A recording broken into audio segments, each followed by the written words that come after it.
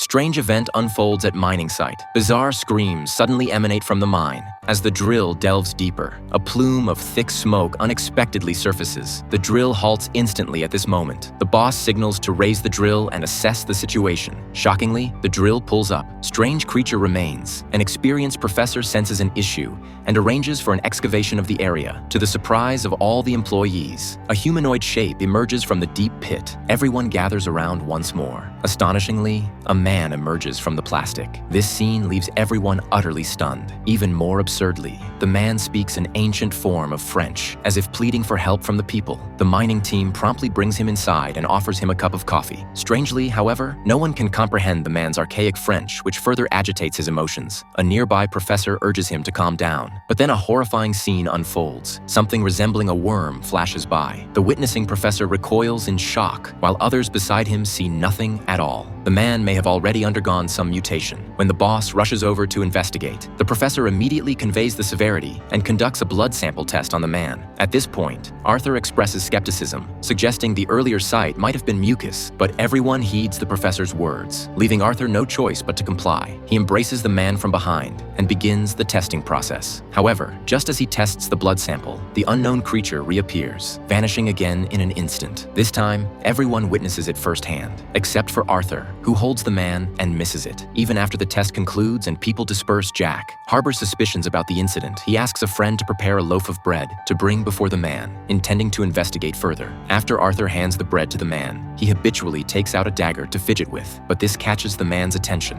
The man demands the dagger from him and gestures as if to commit suicide. However, Arthur fails to comprehend. As Arthur happens to glance out the window, the man snatches the dagger from him. The man points the dagger at himself, but despite his strong resolve to end his life, some force within his body prevents him, suddenly bursting forth. Only then does Arthur notice the problem. Rushing forward to grab hold, the man, as if controlled, grapples with Arthur in return, quickly pinning Arthur to the ground. Tentacles gradually protrude from his eyes and nose. The pinned Arthur freezes in terror. The man's mutation is far from over. A tail even emerges. This tail slides directly into Arthur's mouth. By the time he regains his senses and looks, the man has already withered like dry firewood, clearly a result of the creature's transfer from within him.